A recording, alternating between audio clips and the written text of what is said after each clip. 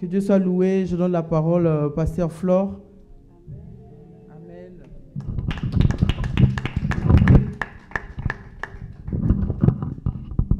Gloire à Dieu. Gloire à Dieu. Est-ce qu'une femme peut acclamer encore le Seigneur? Non, je ne vous sens pas. Votre amen ne me convainc pas. Est-ce que vous pouvez acclamer plus que ça? Moi, je sais, là où il y a les femmes, il y a la vie. Là où il y a la femme, il y a la joie. Mais là, je ne me retrouve pas vraiment. Qu'est-ce qui se passe? C'est le froid? Ou c'est quoi? On peut acclamer pour le Seigneur.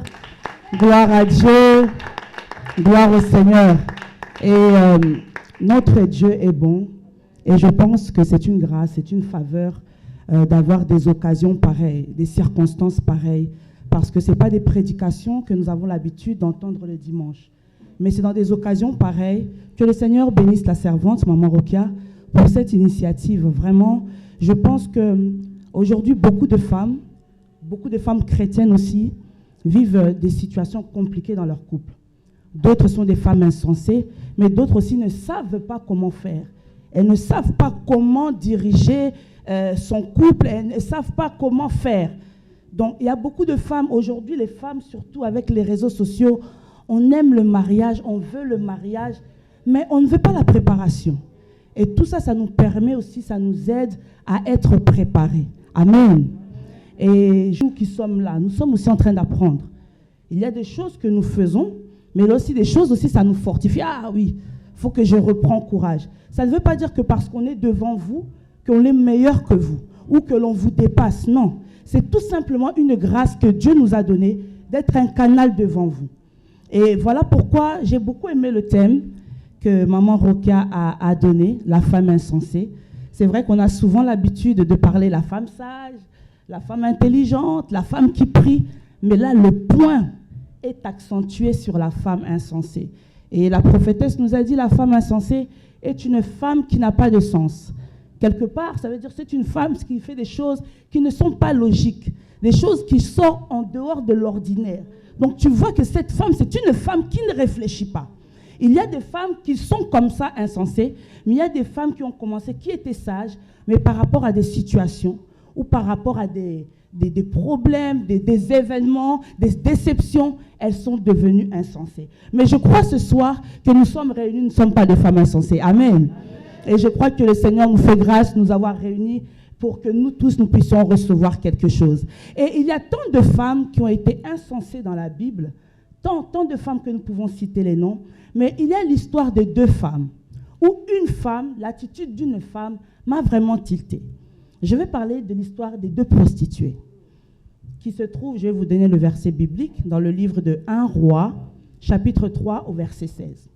La Bible dit, deux prostituées venaient, donc l'une a accouché, et 3 jours après, la Bible nous dit, l'autre accoucha. Moi, je sais qu'une femme sage bâtit sa maison, n'est-ce pas? Ça veut dire que quelque part, une femme est là pour veiller à la maison. Quelque part, la femme ne peut pas dormir comme un loivre. La femme ne peut pas dormir, tu dors complètement, tu te laisses emporter. Mais cette femme, que je peux qualifier une femme insensée, s'est couchée sur son fils. Une chose que Dieu t'a donnée, ta bénédiction que Dieu t'a donnée, la chose que Dieu t'a donnée, par la grâce de Dieu que beaucoup de femmes recherchent, Dieu t'a donné un enfant. Mais par ta faute, chose bizarre, moi ma Bible me dit, par ta faute tu perdras ton héritage. Et quelque part la Bible nous dit quoi? Un enfant est un héritage de l'Éternel. Donc ça veut dire cette femme qui s'est couchée sur son fils ne prenait pas conscience de l'héritage qu'elle avait. Aujourd'hui, qu'est-ce que peut être notre héritage bien-aimé? Chère femme de Dieu, aujourd'hui l'héritage ça peut être ton mariage, ça peut être ton travail, ça peut être tes fiançailles, mais tu ne prends pas soin de l'héritage que Dieu te donne. Nous appelons une femme insensée par rapport à ses actes. Cette femme dormait, je ne sais pas elle dormait de quelle position. Si elle dormait les bras comme ça, si c'était les jambes écartées, comment toi une femme, tu dors complètement au point de partir? Ça veut dire tout ce qui se passe la nuit, tu es inconsciente, ignorante. Tu entends même le bruit.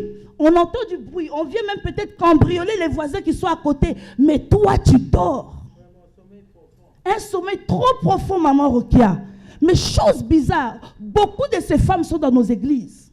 elles dorment. Elles ont la chose des dieux, elles dorment.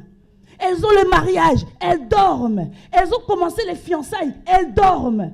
Pourquoi? Parce que tu te dis que c'est déjà acquis. Bien-aimé dans le Seigneur, rien n'est acquis dans la vie.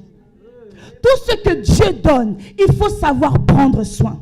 Si tu as eu l'enfant dans la prière, il faut que tu saches le protéger dans la prière. Si Dieu t'a donné le mariage dans la prière, il faut que tu saches le protéger dans la prière. Je vais parler à une femme ce soir. Bien-aimé, prends soin de ce que Dieu t'a donné. Un héritage, c'est quelque chose qu'on ne force pas. Un héritage, c'est des choses qu'on ne se bat pas. Mais c'est une chose qui vient par la grâce de Dieu, quelque chose qu'on te lègue, que tu n'as pas fourni d'effort. C'est la même chose qu'aujourd'hui, lorsque tu te maries. Dieu te fait grâce de trouver un homme, de te marier, d'avoir des enfants, mais tu n'arrives pas à prendre soin. Combien de choses nous n'arrivons pas à prendre soin dans nos comportements, dans nos langages, dans notre façon de parler. Tu es une femme chrétienne, mais tu n'as pas de douceur avec ton mari. Tu es une femme chrétienne, mais tu ne sais pas t'adresser à ton mari. Nous le parlons ici, nous avons dit la femme sage bâtit sa maison, mais nous sommes appelés à être des aides. Nous disons que la femme doit être soumise. Et ça, je crois, c'est un verset que les femmes n'aiment pas. Femmes, soyons soumises. C'est le devoir que Dieu nous a donné. La soumission n'est pas un esclavage. Ce n'est pas de l'esclavage, pardon. La soumission, ce n'est pas des ordres.